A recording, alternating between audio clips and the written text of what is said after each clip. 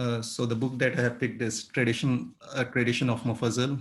It is recorded in Biharul Anwar by Allama Majlisi, originally translated by Muhammad Ibrahim, and then retranslated and republished again by Bashir Ali Dina.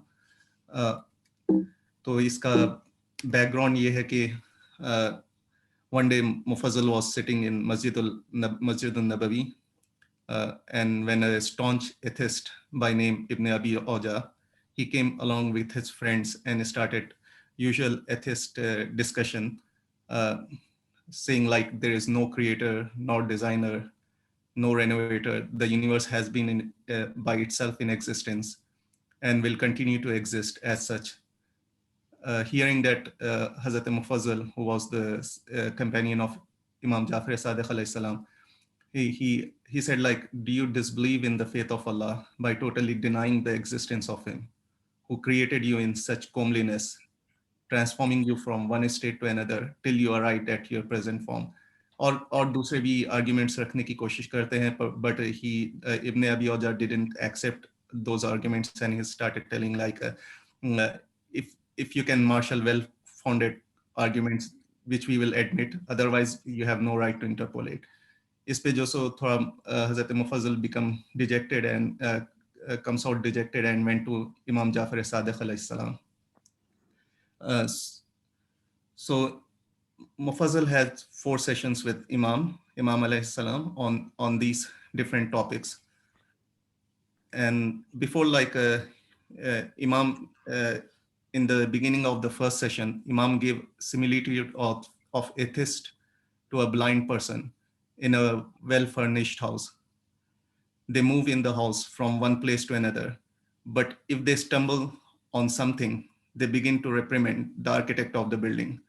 जैसा कि वो चल रहा है, वो कुछ चीज से ठोकर खा के गिर जाते हैं, तो वो घर बनाने वालों को ये चीज बीच में क्यों रखी है कोसने लगते हैं.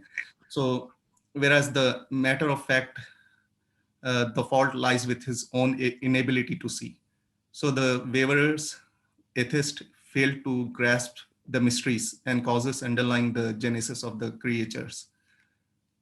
ये मिसाल देने के बाद में एथिस्ट के बारे में इमाम start telling about the creation of man, how an embryo which can neither manage its nutrition nor ward off any harm from itself is protected and nourished. It is protected in like 3 different types of coverings, 3 different kinds of darkness. And the menstrual flow is diverted to serve as a nutrients, just as water carries nutrients to plants, until such time when body becomes tough enough to withstand any harm from air and his eyes get the capacity to withstand light. Then the menstrual flow, which is served as a nutrients in the womb, is diverted to mother's breast. Its taste is altered to suit the temperament of the infant. He gets its nutrition from milk in this way until such a time as boy remains delicate, his organs and bowel remains soft and weak. Then there is a need for hard food to build up a stronger body.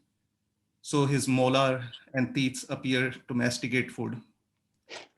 So then Imam says like, if these nutrients had not been diverted to embryo, would it not have been dried up just like the plants deprived of water? If it is not been motivated by labor pains, baby would have buried in the womb. If not supplied with suitable kind of milk, baby would have starved to death. If the teats had not been cut at proper time, not passed through milk infancy, it would have resulted in permanent charge on his mother. हमेशा माँ की जिम्मेदारी हो जाती थी कि उसे nutrients provide करते रहे. Then Imam reminds, can you imagine the manner in which man through these different stages is led and perfected? Can it take place without a designer and a creator? Who became the architect of his worth? Who is the ever vigilant to supply his needs from time to time? This is all for today's session. So you can get this summary from Ali Book Club also.